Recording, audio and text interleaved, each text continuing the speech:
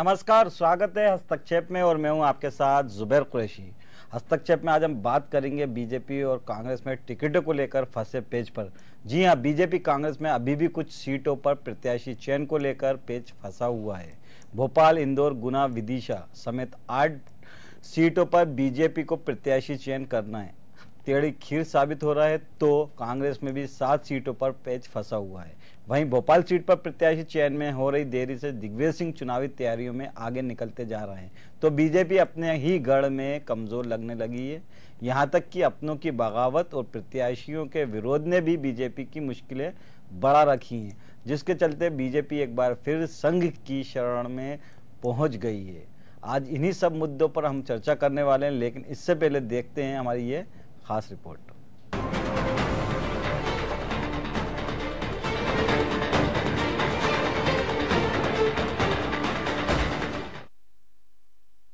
मतदान की तारीख आ रही है पास। हाई प्रोफाइल सीटों पर किस पर जताए विश्वास, जल्द फैसले को कोई नहीं तैयार।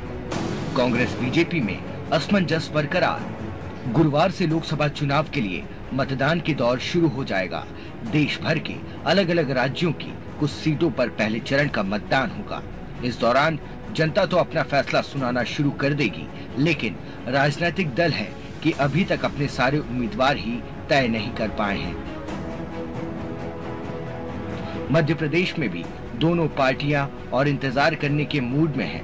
बीजेपी अभी तक 21 सीटों पर प्रत्याशियों का ऐलान कर चुकी है, लेकिन भोपाल, विदिशा, गुना, इंदौर समेत 8 सीटों पर अभी भी पेच फंसा हुआ है। तो वहीं कांग्रेस ने अब तक 22 सीटों पर अपने पत्ते खोले हैं।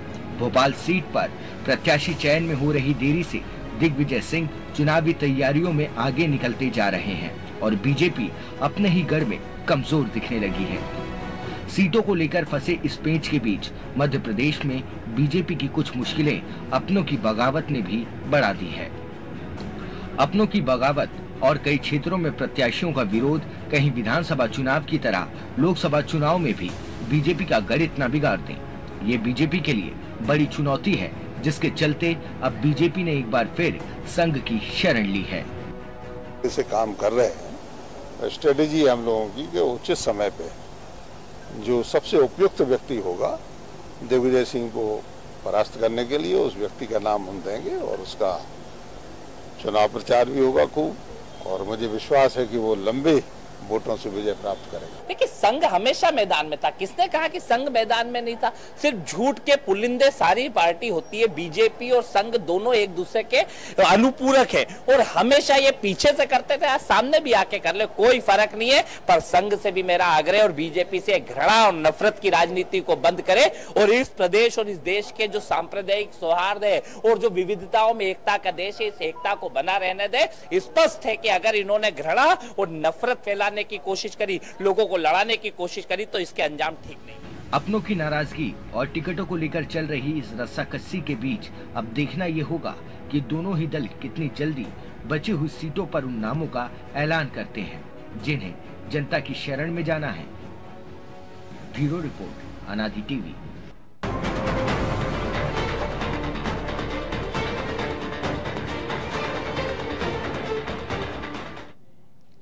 जी हां, आखिर क्यों हाई प्रोफाइल सीटों पर पेच फंसा हुआ है? क्या दोनों दलों के पास दमदार चेहरों का टोटा है? आखिर बीजेपी को संघ की शरण फिर क्यों लेनी पड़ रही? क्या बीजेपी का डैमेज कंट्रोल फेल हो गया है? आज ऐसे ही तमाम सवालों पर चर्चा करने के लिए हमारे साथ स्टूडियो में मौजूद हैं बीजेपी प्रवक्ता दुर्गेश केशवानी जी। बहुत बहुत स्वागत है केशवानी जी आपका। वरिष्ठ पत्रकार हैं विजया पाठक जी, आपका भी बहुत बहुत स्वागत है। और साथ में है कांग्रेस प्रवक्ता त्रिलोक दीपानी जी, आपका भी स्वागत है। सवाल पहला त्रिलोक तिवानी जी आप ही से, चाहे कांग्रेस हो चाहे बीजेपी हो, आखिर पेच फंस कहाँ रहा है? पहले चरण का मतदान है, कल चुनाव की तैयारी हो चुकी है, लेकिन मध्य प्रदेश में आपकी 7 सीटों पर अभी तक कांग्रेस पार्टी उम्मीदवार का चयन नहीं कर पाई। आखिर कहाँ रुकावट आ रही है? पेच फंस कहाँ रहा है? देखिए, कांग्रेस में कोई पेच फंसा हुआ नहीं है। जहां तक हमारे उम्मीदवारों का सवाल है तो वो हमने लगभग डिक्लेयर कर दिए हैं और जो संभावित हमारे लड़ने वाले उम्मीदवार हैं उनका भी नाम हमने फाइनल कर लिया है। क्योंकि आपने देखा होगा पिछले अपने लोकसभा चुनाव के अंदर भारतीय जनता पार्टी ने 27 सीटें जीती थी, उसके विपरीत। और इस बार उनका इतना माहौल खराब है कि जिस प्रकार से संघ ने जो सर्वे कराया है उसमें इनको लग रहा है कि हमारे 14 वर्तमान सांसद हारने की कगार पर हैं। उसी संभावित हार को देखते हुए इनके बड़े बड़े नेताओं ने चुनाव लड़ने से मना कर दिया है। सवाल आपकी पार्टी के प्रत्याशियों को लेकर हो रहा है, बीजेपी के प्रत्याशियों के चयन को लेकर नहीं हो रहा। आपके तरफ से क्या देरी हो रही है? पेच क्यों फंसा हुआ है? जो 7 सीटें इंदौर, ग्वालियर की बात करें, सतना, सीधी, रीवा की बात करें, राजगढ़ की बात करें, आखिर रुकावट कहाँ आ रही है? हमारे यहाँ कोई रुकावट नहीं है। मैंने बताया ना आपको पहले, हमारे यहाँ पूरी तैयारी है। इनके उम्मीदवार डिक्लेयर होते ही कल चुनाव का पहला मतदान का पहला चरण है। उस दौर के जो भी हमारे पहले या दूसरे मतदान के वो हैं, वो उम्मीदवार हम डिक्लेयर कर चुके हैं। आपको इंदौर, ग्वालियर, गुना में उम्मीदवार नहीं मिल पा रहे? नहीं, हमारे पास उम्मीदवार तैयार हैं। फिर वजह क्या है? जैसे हमारी गुना सिटी हुई, गुना में ज्योतिरादित्य सिंधिया जो आपके स्टार प्रचारक भी हैं, सांसद भी है गुना से, उनका पहली सूची में नाम आता है। अभी तक वो सूची में अपने नाम का इंतजार कर रहे हैं, क्योंकि वो हमारे जीतने वाले उम्मीदवार हैं। आप मुझे पूरा बोलने तो दीजिए। बोलिए। तो हम देखते हैं कि उनके कौन से कद्दावर नेता आते हैं। हम चाहते हैं कि ज्योतिरादित्य सिंधिया जैसे या अन्य उम्मीदवार जो हमारे जीतने हैं, किसी भी सीट से वो जीत सकते हैं, तो हम उनको वहां से उतारेंगे, चाहे इंदौर की सीट हो, चाहे ग्वालियर की सीट हो, क्योंकि गुना से तो वो विधायक अपना सांसद है ही हैं। तो इस प्रकार से हमारे यहाँ कोई असमंजस नहीं है। लेकिन जो घबराहट भारतीय जनता पार्टी में है, क्यों नहीं डिक्लेयर कर देते? उनके 27 उम्मीदवार हैं, आज क्यों उनको मतलब इतना सोचना पड़ रहा है? अब एक और दावेदार पेश हो गए सतना सीधी सीट से। अभी तक अजय सिंह उम्मीदवार नजर आ रहे थे, लेकिन अब कमलेश्वर पटेल जो मंत्री हैं, उन्होंने अभी अपनी पत्नी के लिए टिकट के लिए दावेदारी कर दी है। कहीं ना कहीं मुसीबत तो आपके पास पाले में भी है। देखिए, जहां तक अजय सिंह का सवाल है, उनको हम डिक्लेयर कर चुके हैं, वो ही उम्मीदवार लड़ेंगे। और कमलेश्वर पटेल जो हैं, खुद माननीय विधायक हैं और उन्होंने पत्नी के लिए टिकट मांगा था, लेकिन अब वो टिकट फाइनल हो चुका है। तो हमारे कोई असमंजस वाली स्थिति नहीं है। और जिस प्रकार से हमने रणनीति बनाई है, तो आप देखेंगे जो हम अपेक्षित परिणाम है, 20 से 22 सीटें हम यहाँ पर मध्य प्रदेश में जीतेंगे और केंद्र के अंदर कांग्रेस की सरकार बनाएंगे। 20 से 22 सीटें ही आपके टारगेट में? इतना टारगेट तो बनाना पड़ेगा, क्योंकि हम इन जैसे बड़ बोले या झूठ बोलते नहीं है, कॉन्फिडेंट नहीं है। ये बोलते हैं 200 के पार और 100 के पार भी नहीं हो पाते, और वहां पर केंद्र में सरकार बनाने की बात करते हैं। आप देखिए सरकार इनकी जा रही है। कम से कम बोल के कॉन्फिडेंट तो दिखाते हैं, उनमें आत्मविश्वास तो रहता है कि नहीं, आत्मविश्वास और झूठ बोलने में, देखिए आत्मविश्वास और झूठ बोलने में बहुत बड़ा फर्क है। जो संभावित परिणाम हमारे पास आ सकते हैं, वो हमने आपको बताया। 20 से 22 सीटें हम जीत रहे हैं। चलिए, बिल्कुल 20-22 सीटें आप जीत रहे हैं। क्या लगता है दुर्गेश केशवानी जी, कहाँ पेच फंस रहा है? भोपाल की बात करें तो क्या उम्मीदवार नजर नहीं आ रहा? कोई लड़ना नहीं चाह रहा राजा दिग्विजय सिंह के मुकाबले?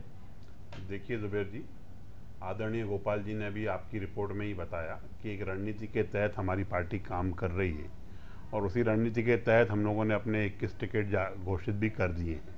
बचे 8 हैं, वो भी बहुत जल्दी जनता के बीच में जो हमारे कैंडिडेट हैं वो आ जाएंगे। पर मेरे मित्र जो इतनी चिंता अगर भाजपा की कर रहे हैं, थोड़ी सी भी चिंता अगर कांग्रेस के कर लेते, तो कहीं ना कहीं इनको दिक्कतें जो आ रही हैं उनमें इनको कमी हो जाती। मेरे मित्र दहशत और घबराहट में सिर्फ भाजपा की ही बात करते हुए नजर आ रहे हैं। इनकी पार्टी का काम है, जो कांग्रेस की पार्टी चुनाव से पहले, विधानसभा चुनाव से पहले बोलती है हम 6 महीने पहले कैंडिडेट घोषित कर देंगे, पर विधानसभा में नहीं कर पाई। चुनाव जो आज सरकार में कमलनाथ जी बैठे हैं, उन्होंने कहा था हम 2 महीने पहले ही कैंडिडेट घोषित कर देंगे, पर वो नहीं कर पाए। तो कहीं ना कहीं दहशत और उसमें वो हैं। और भोपाल के लिए निश्चित रूप से हमारा जो भी कैंडिडेट होगा, दिग्विजय सिंह जी को बहुत अच्छे मतों से हम वापस उनको भेजेंगे। चलिए, इंदौर की बात करें, ताई ने, दुर्गे जी इंदौर की बात कर लेते हैं। इंदौर में ताई ने विड्रॉ कर लिया, टिकट वितरण में हो रही देरी से दुखी होकर उन्होंने अपना नाम टिकट, अपने जो रेस है, अपना नाम टिकट की दौड़ से, अपने रेस से बाहर कर लिया है। अब इंदौर में क्या समस्या आ रही है?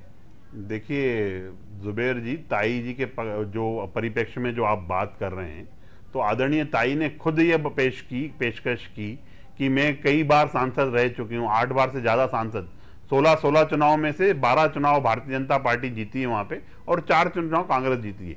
तो उसमें आदरणीय ताई ने ये कहा कि मैं लगातार 8 चुनाव जीत चुकी हूँ। दुखी होकर टिकट कोई वितरण में कहीं कोई दुखी शायद होकर आपने वो पत्र पढ़ा नहीं हो जो पत्र मैंने पत्र भी पढ़ा, उसका मजमू भी पढ़ा और मीडिया को संबोधित करके उसी के बारे में चर्चा कर रहा हूँ जी। तो निश्चित रूप से आदरणीय ताई ने ये अनुकरणीय मिसाल पेश की है, बड़े दुखी मन से। नहीं, कोई दुखी मन से नहीं आपने पत्र का मजमून नहीं पढ़ा, मतलब कहीं कोई दुखी मन से कोई दुखी मन से बात नहीं की है। उन्होंने निश्चित रूप से ये बात कही है और उन्होंने ये कहा है कि ये नए कार्यकर्ताओं को मौका मिलना चाहिए और पार्टी अगर कहीं ये भी लिखा था ताई ने कि टिकट वितरण में हो रही देरी, असमंजस की स्थिति निर्मित हो रही है, हो सकता है जो हाई कमान है वो निर्णय नहीं ले पा रहे हैं कि ताई को कैसे मना करें। उसके बाद उन्होंने ये बड़े दुखी मन से ये पत्र लिखा और मीडिया को, चूंकि ये पत्र राष्ट्रीय अध्यक्ष को संबोधित करके उनको भेजा जाना चाहिए था, लेकिन उन्होंने संभाव ना भेजते हुए मीडिया को प्रकाशनार्थ रिलीज किया। देखिए कहीं से कहीं उनका दुख झलका। नहीं जुबेर जी, हमारी पार्टी में कभी भी कोई कार्यकर्ता दायित्व जो निभाता है या दायित्व जिसको चाहिए वो कभी बात नहीं करता है। ये मूल्यांकन हमारी पार्टी, हमारा संगठन, हमारी मां ये तय करती है कि किस कार्यकर्ता को क्या जिम्मेदारी देनी है। और निश्चित रूप से ताई को अनेकों बार पार्टी ने जिम्मेदारी दी, उन पे खरी उतरी, छोटे से लेकर आज वो देखिए, आप देखेंगे कि राष्ट्रीय लोकसभा की जो अध्यक्ष के रूप में वहां पहुंची है, तो ये संगठन की वजह से ही पहुंची है। और हमारा संगठन ही प्रत्येक कार्यकर्ता का मूल्यांकन करता है। जिस भी कार्यकर्ता को जो पार्टी दायित्व देगी, सभी कार्यकर्ता उसके साथ मिलकर उसको निर्माण करेंगे। क्या समस्या क्या आ रही है? इंदौर, भोपाल, गुना की बात करें तो यहाँ पर क्या समस्या क्या आ रही है? यहाँ से उम्मीदवार प्रत्याशी चयन में क्योंकि अगर भोपाल की बात करें तो दिग्विजय सिंह यहाँ से कांग्रेस ने घोषित कर रखा है। अगर हम बात करें कि इंदौर में पहले कांग्रेस का उम्मीदवार घोषित हो जाए या गुना से दूसरी कांग्रेस का उम्मीदवार घोषित हो जाए तो उसके बाद बीजेपी अपने प्रत्याशियों के नाम घोषित करे, ऐसी कुछ रणनीति पे काम कर रही है। देखिए जुबेर जी, कहीं कोई परेशानी नहीं है, कहीं कोई दिक्कत नहीं है। आने वाले समय में 1-2 दिनों में वो सब चीजें क्लियर हो जाएंगी। पर मुझे लगता है कि जो ताई ने अनुकरणीय मिसाल पेश की है वो ताई पे सुई अटक गई आपकी। नहीं विजय जी, क्या लगता है? हमारे साथ राजनीतिक समीक्षक वरिष्ठ पत्रकार विजय पाठक जी भी हैं। विजय पाठक जी, क्या लग रहा है? दोनों तरफ हाल एक जैसे ही है, दोनों तरफ हाल भी बेहाल है, प्रत्याशियों के उम्मीद थक गई हैं उम्मीदवारों की सूची, उम्मीदवारी में अपना नाम देखते हुए। आखिर क्या वजह है कि ना तो बीजेपी और ना ही कांग्रेस अभी तक, कल चूंकि पहले चरण का चुनाव और अभी तक अपने प्रत्याशियों के नाम तक घोषित नहीं कर पाई है, फाइनल नहीं कर पाई है? असल में ये तो सब कहने की बात है कि हमारी रणनीति ये है, कहीं ना कहीं सीटों पे कुछ झगड़े पड़े हुए। जैसे शिवराज जी को कहा यहाँ पे लड़ने नहीं दिया जाएगा क्योंकि वो ताकतवर बन के ना निकल जाए। ये जो सीटें हैं वो सोच रहे हैं कि अब दिग्विजय सिंह के सामने किसको खड़ा करें। इन असमंजस की स्थिति में कांग्रेस भी है और बीजेपी भी है। इसीलिए ऐसा कुछ होता है कभी ये रणनीति के तहत अगर इनकी तैयारी, इनको उम्मीदवार घोषित कर देना चाहिए, किसका इंतजार कर रहे हैं? असल में इनके उम्मीदवार नाराज है। सुमित्रा महाजन जी भी बहुत नाराज है। उन्होंने भी नाराजगी के तहत बड़े दुखी मन से उनको हटा दे, मतलब छोड़ा उन्होंने, नहीं तो ये सीट तो आराम से जीत जाती इस समय सुमित्रा महाजन जी। तो ये भी इनको ध्यान रखना पड़ेगा कौन किसको हराएगा। चुनाव में कोई दूसरा नहीं हराने वाला है, बीजेपी के कैंडिडेट बीजेपी को हराएंगे, बीजेपी के कार्यकर्ता और कांग्रेस के कार्यकर्ता कांग्रेस को हराएंगे। ये जो देरी हो रही है वो कहीं तय नहीं कर पा रहे किसको खड़ा किया जाए, किसको नहीं खड़ा किया जाए। कहीं ना कहीं बगावत या भीतरघात की आशंका का डर दोनों दलों में। भोपाल की जो सीट है ये भी कोई बहुत अच्छे मन से थोड़ी स्वीकार की गई है। यहाँ सब दूर डर, आशंका, भीतरघात, एक दूसरे से नाराजगी सबके साथ है, दोनों दलों के साथ है। इस समय स्थिति बहुत अच्छी नहीं है। गोपाल भार्गव जी अपने लड़के के लिए टिकट मांग रहे थे, उनको नहीं दिया गया, वो क्यों खुश होंगे? सभी नाराज है आपस में, पर अब ऊपर से सबको बोलना पड़ता है। ये स्थिति प्रजातंत्र में ठीक नहीं है। चुनाव हमेशा चुनाव की तरह लड़ना चाहिए, आपको हमेशा कैंडिडेट डिक्लेयर कर देना चाहिए। ये कोई रणनीति नहीं है कि हम वो लड़े आज इसलिए क्योंकि डर है, घबराहट है, आपके पास लोग नहीं है, आप तय नहीं कर पा रहे, इसलिए तो सीटें रोक कर बैठे आप। बिल्कुल। क्या लगता है दीपाली जी, ग्वालियर हो गए, इंदौर की बात करें, गुना की बात करें, राजगढ़ की बात करें, कुछ जो खास सतना की बात करें, ये सीटें ऐसी हैं जो कांग्रेस का वर्चस्व वाली है। कहीं ना कहीं कांग्रेस यहाँ से आगे नजर आ रही है। फिर क्या वजह है, क्या कारण है कि गुना की सीट हो, ग्वालियर की सीट हो, इंदौर की सीट हो, अभी तक कहाँ पेच आखिर फंस कहाँ रहा है, आखिर रणनीति क्या है कि यहाँ पर या तो उम्मीदवार नजर नहीं आ रहा है आपके, या कोई लड़ना नहीं चाह रहा इंदौर गुना से? देखिए, मैंने आपको बताया कि हमारे जो उम्मीदवार हैं जिनको चुनाव लड़ना है पूरी तरह से तैयार हैं। केवल इस बात को परखा जा रहा है कि क्योंकि पिछली बार हमारी 27 सीटें हमने गंवाई थी जिन पर हम जीत नहीं पाए थे, तो उसी रणनीति के तहत हमारी पार्टी काम कर रही है कि जहां से भी लगेगा कि जिस सीट को हम जीत सकते हैं वहां पर दमदार उम्मीदवार कांग्रेस वहां पर पेश करेगी। आप कुछ इंतजार कीजिए। लेकिन दूसरी ओर हमारे विपक्षी पार्टी को देखिए, भारतीय जनता पार्टी, जिसके 27 सांसद पहले भी थे, लेकिन अगर जब अपने जीते हुए सांसदों को जो 3-3 लाख से जीते हैं जब उनको घोषित नहीं कर रही है, तो इस प्रकार का सवाल हमारी पार्टी के ऊपर नहीं उठाया जा सकता। नहीं तो आपके भी तो ज्योतिरादित्य सिंधिया जीते हुए कैंडिडेट, उनका नाम भी नहीं, तो उनको किसी ऐसी शख्सियत के सामने लड़ाया जाएगा जो सीट हमारे पास नहीं है। तो ये मान लिया जाए आज ये टेलीविजन, आप टेलीविजन पर ये बात कर रहे हैं कि वो जरूरी नहीं कि गुना से उम्मीदवार हों, वो इंदौर से भी हो सकते उम्मीदवार, वो ग्वालियर से भी हो सकते। बिल्कुल, जहां से उनको पार्टी बोलेगी वहां से वो चुनाव लड़ेंगे, ये घोषणा खुद भी कर चुके हैं जी। लेकिन वो लड़ना चाहते हैं गुना से, नहीं तो उनको किसी ऐसी सीट से भी लड़ाया जा सकता है। वो तो अपनी पत्नी के लिए ग्वालियर से टिकट की मांग कर रहे हैं। उनके जो समर्थक है, जो समर्थक मंत्री हैं, अगर उनकी बात करें, वहाँ ग्वालियर जिला का कांग्रेस की बात करें तो उसने प्रस्ताव पास किया है उनकी पत्नी के को वहां से ग्वालियर से लड़ाने के लिए। हाँ, तो हो सकता है उनकी पत्नी भी, हो सकता है कि आपका जो मुझे बोल दीजिए, उनका जो लोकसभा क्षेत्र है उसको पूरी देखती, चुनाव प्रचार में भाग लेती है उनकी पत्नी, बहुत ही सक्रिय हैं, बहुत ही सौम्य हैं और बहुत अच्छा बोलती हैं। अगर वो भी लड़ती है तो हमें तो जीत हासिल करने की बात है, क्योंकि हमें संख्या बल चाहिए। दूसरी ओर हमारी विपक्षी पार्टी को आप देखिए कि किस प्रकार से उनके घबराहट है। सुषमा स्वराज जी ने विदिशा से लड़ने के लिए मना कर दिया। उमा भारती को कहा गया कि आप भोपाल से लड़िए, तो उन्होंने भोपाल से भी या कहीं से भी लड़ने के लिए मना कर दिया। आपको आके मना करा उन्होंने, उमा भारती? अरे आप तो देख ही रहे हैं ना, नहीं मना करा क्या? आप कैसे कह सकते हैं कि उन्होंने मना करा? उन्होंने तो साहब ने ये कहा है, उन्होंने ट्विटर करके ये कहा है उमा जी ने कि मैं लड़ने के लिए तैयार हूं। आप कैसे कह सकते हैं कि उन्होंने मना कर दिया? स्पष्ट कर दिया कि मैं किसी भी सीट से चुनाव नहीं लड़ूंगी। ये इस प्रकार की बात आपकी मीडिया ने चलाई है, आपके चैनल और दूसरे चैनलों पे चला है। तो मैंने कहा जिस प्रकार की घबराहट भारतीय जनता पार्टी में, क्योंकि उनको ऐसा। चलिए एक सवाल का जवाब दीजिए त्रिलोचन जी। मुझे एक बताइए कि इंदौर छिंदवाड़ा की बात करें तो बेटे सांसद बनने की राह पर निकले, पिता विधायक बन के सीएम है। भोपाल की बात करें, सांसद है दिग्विजय सिंह जी, वर्तमान में राज्यसभा मेंबर है, भोपाल से लोकसभा चुनाव, उनके बेटे मंत्री है जयवर्धन सिंह। अब क्या ग्वालियर में भी पत्नी सांसद, दो पति पत्नी को हम सांसद के रूप में देख पाएंगे ग्वालियर और गुना में? देखिए, अभी तो आप थोड़ा इंतजार कीजिए, लेकिन जहां तक छिंदवाड़ा की बात है, माननीय कमलनाथ जी प्रदेश के मुख्यमंत्री बन चुके हैं, क्योंकि उनको विधानसभा चुनाव लड़ना था, इसलिए उन्होंने अपने पुत्र को क्योंकि वहां की जो संसदीय क्षेत्र है वो नकुलनाथ जी ने पिछले 15-20 साल से उसको संभालते हैं। एक एक कार्यकर्ता से उनकी पहचान है, छिंदवाड़ा के निवासियों से उनका मेलजोल है। इसी परिवार के अलावा कोई उम्मीदवार दावेदार नहीं है, कोई प्रत्याशी ऐसा नहीं है परिवार के अलावा के जो सीट से चुनाव जीत सके। और अगर नकुलनाथ जी ने वहां पर मेहनत की है, कमलनाथ जी का गढ़ है, तो वो किसी भी कैंडिडेट को छिंदवाड़ा से जिता सकते हैं। देखिए, एक ये पार्टी का निर्णय होता है, आपके कहने से या मेरे कहने से इस तरह की बातें नहीं हो सकती है, क्योंकि हमको जीतने वाला उम्मीदवार भी चाहिए।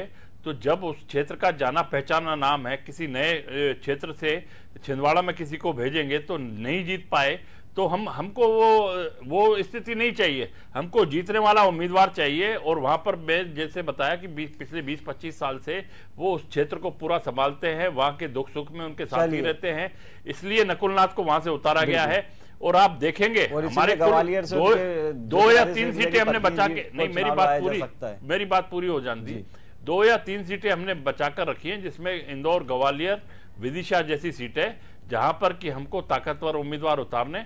जो दूसरी बात आपने कही कि राज्यसभा सदस्य है, दिग्विजय सिंह जी का 1.5 साल का कार्यकाल है, उसके विपरीत आप देखें तो हमने जबलपुर की सीट जीतने के लिए माननीय विवेक तनखा जी को उतारा है, उनका तो 4 साल का कार्यकाल बाकी है। हाँ, तो दोनों के पास खोने के लिए कुछ नहीं है, पाने के लिए बहुत कुछ पाने के लिए हम पाने के लिए ही लड़ रहे हैं, क्योंकि अगर वो लोग सभा के जीत के आते हैं तो फिर हमारा संख्या बल इतना है कि हम फिर दोबारा उस सीट से, राज्यसभा की सीट से किसी दूसरे व्यक्ति को जिताकर हम वहां पर पहुंचा सकते हैं।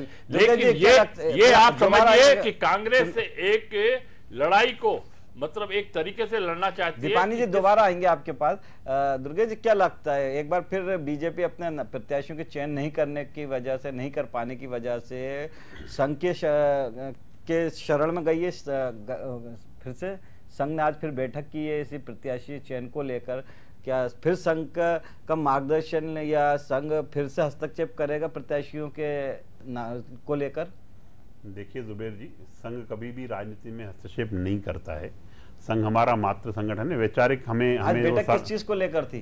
वो देश के लिए, देश हित के लिए जो काम होते हैं उसके लिए संघ हमेशा ही तत्पर रहता है और उन्हीं मुद्दों पे बैठक की जाती है। बाकी अगर हम लोगों को मार्गदर्शन जब भी चाहिए होता है तो निश्चित रूप से मार्गदर्शन का काम रहता है संघ का। अब हम बता दें, मध्य प्रदेश में जब हमने पिछले लोकसभा चुनाव लड़ा तो हम 26 सीटें, आज हमारे पास 26 सांसद हैं। उसको कैसे और अच्छा किया जाए और हम केंद्र को और जो सीटें बढ़ा के देना चाहते हैं उसके लिए हम लोग मेहनत कर रहे हैं। हमारे 21 उम्मीदवार घोषित हो चुके हैं और आने वाले समय में और भी घोषित हो जाएंगे। जिस तरह से बगावत क्या हो रही है आपकी पार्टी में, जिस तरह से प्रजापति जी की बात करें तो आज उन्होंने समाजवादी और बीएसपी के गठबंधन का दामन थाम लिया। उनके पुत्र बीजेपी से विधायक भी हैं। गोपाल में उनकी बात करें तो कई जगह बगावत के भी शेर गूंज रहे हैं, भीतरवाद की, चाहे वीरेंद्र सिंह खटीक को लेकर बात करें तो उनके खिलाफ, रीति पाठक के खिलाफ भी विरोध आ रहा। तो ये कहीं ना कहीं इसको किस तरह से, यही भीतरघात और ये विरोध जो बगावत थी विधानसभा में बीजेपी को काफी नुकसान पहुंचा चुकी है। अब क्या लगता है कि अगर चयन जो आपके प्रत्याशी चयन की प्रक्रिया सही नहीं हुई, सही उम्मीदवार नहीं दिए तो फिर से भीतरघात और बगावत का सामना करना पड़ सकता है बीजेपी को? देखिए जुबेर जी, निश्चित रूप से जो हम लोगों की विधानसभा चुनाव में हार रही उसकी समीक्षा करके हम आगे आने वाले समय में वो चीज न दोहराएं। चूंकि उन चीजों को न दोहराएं इसलिए हम निश्चित रूप से दूध का जला हुआ छाछ भी फूक फूक कर पीता है। इसीलिए हम लोग चाहेंगे कि अच्छे से अच्छे कैंडिडेट उतार के, जो हमारा पुराना परफॉर्मेंस था। और रही बात भीतरघात और बगावत की, भारतीय जनता पार्टी विश्व की सबसे बड़ा संगठन, उसका गौरव उसको हासिल है। अगर थोड़ी बहुत जब चुनाव के समय पे इस टाइप की जो बातें निकल के आती हैं, क्षणिक आवेश में कार्यकर्ता कुछ बात कर जाता है, जिसको हमारे बड़े नेता निश्चित रूप से बात करके उन चीजों को हल किया जाएगा। बिल्कुल। क्या लगता है विजय पाठक मैडम, जिस तरह से बात कर रहे हैं सीटों के प्रत्याशी को चयन को लेकर, दोनों दलों में एक जैसी स्थिति, एक जैसे हालत है, दोनों दलों में क्या बगावत या विद्रोह की स्थिति बन रही है, भीतरघात की स्थिति बन रही है? दूसरा मेरा सवाल ये है कि जिस तरह से अगर ज्योतिरादित्य सिंधिया का एक और है, जिस तरह का आभा मंडल है, वो कांग्रेस मानती है कि जहां से भी उनको खड़ा करेंगे वो चुनाव जीत जाएंगे। दिग्विजय सिंह जी जहां से खड़ा होंगे चुनाव जीत जाएंगे। लेकिन इन दोनों नेताओं के दिल में कहीं ना कहीं डर तो है, वो गुनाह से ही लड़ना चाहते हैं, ग्वालियर से अपनी पत्नी को चुनाव मैदान में उतारना चाहते हैं। आखिर क्या वजह है, आखिर किस वजह से ये दोनों तरफ से ये जो प्रत्याशियों के चयन में देरी हो रही है? कहीं ऐसा ना हो जाए कि दोनों तरफ से गए पांडे हलवा मिले न मांडे, क्योंकि बिल्कुल ज्योतिरादित्य सिंधिया नहीं आना चाहते। इतना बड़ा उनका कद भी नहीं है कि वो चाहे जिसको हरा देंगे।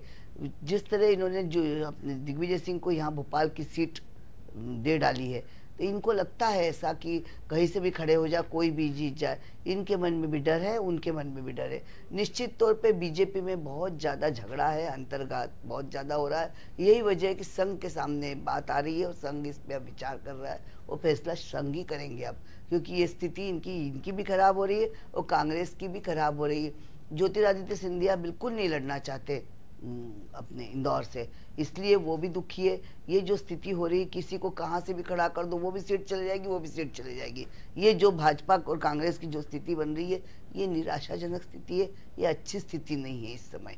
अच्छा, एक जिस तरह से कांग्रेस बीजेपी मिशन 29 की बात कर रही है, 29 सीटों का दावा जीतने का दावा कर रही है, वहीं कांग्रेस अभी तक 22 से 23 सीटों से आगे नहीं बढ़ पाई है। उसका जो आत्मविश्वास है वो अभी उस तरह का नजर नहीं आ रहा, जबकि अभी प्रदेश की सत्ता में कांग्रेस है। आखिर ये जो कॉन्फिडेंट बीजेपी और कांग्रेस के बीच कॉन्फिडेंस की कमी है, वो उसको किस नजरिए से देखते हैं आप? असल में हम उस ढंग से नहीं देखना चाहते इसको, न देखते। कांग्रेस जो कह रही, जो सीटें जीत सकती वही तो कह रही है। बीजेपी ने तो पिछले विधानसभा चुनाव में कहा था कि हम तो सरकार बना रहे हैं, हम तो बहुमत 200 पार कर जाएंगे, 300। तो ये स्थिति कांग्रेस इस समय कम से कम सोच समझ के बात कर रही है कि जितनी सीटें जीत सकती, 22 भी जीत ले तो बहुत बड़ी बात है। और बीजेपी भी जो बोलती थी पूरी सीटें, वो भी 29 सीटें नहीं जीत पाएंगी। इस बार हालात सबके खराब है, जो भी कुछ है कुछ कह नहीं सकते। बड़े बड़े कई लोग दिग्गज हार जाएंगे और ऐसे लोग जीत जाएंगे जो क्षेत्र में काम करते हैं। बिल्कुल, ये बहुत अहम बात की है कि इस बार पशोपश की स्थिति है, कश्मकश के हालात है जिनसे उम्मीद की जा सकती है। चाहे हमने विधानसभा चुनाव में देखा कई बड़े चेहरे, बड़े मंत्री चुनाव हारे। उम्मीद नहीं थी कि अजय सिंह, राजेंद्र सिंह चुनाव हार जाएंगे, लाल सिंह आर्य चुनाव हार जाएंगे, जयंत मलैया चुनाव हार जाएंगे। वही कहीं ये लोकसभा चुनाव में स्थिति नजर आ रही है। बहरहाल आप तीनों मेहमान हमारे साथ जुड़ा, आप तीनों मेहमानों को बहुत बहुत शुक्रिया। हम बात कर रहे हैं और कितना इंतजार कांग्रेस और बीजेपी की तरफ से, करीब 7 कांग्रेस की तरफ से उम्मीदवारों का इंतजार है, तो बीजेपी की तरफ से 8। अभी गुना की बात करें या इंदौर की बात करें या ग्वालियर की बात करें, कुछ अहम जो सीटें हैं जो दोनों दलों के एक प्रेस्टीज इशू के सवाल है, वहां पर दोनों दलों को अपने अपने उम्मीदवार घोषित करने में पसीना आ रहा है। 2 डर हैं, एक तो उम्मीदवार या कहीं पर उम्मीदवार मैदान में उतरने से मना कर रहे हैं दिग्गज के सामने, तो कहीं उम्मीदवार नजर मिल नहीं रहे हैं चुनाव लड़ने के लिए, और कहीं भीतरगात की तो बगावत की बू आ रही। बहरहाल हस्तक्षेप में इस मुद्दे पर इतना ही। कल फिर हाजिर होंगे नए मुद्दे के साथ। देखते रहिए अनादि टीवी। दीजिए इजाजत।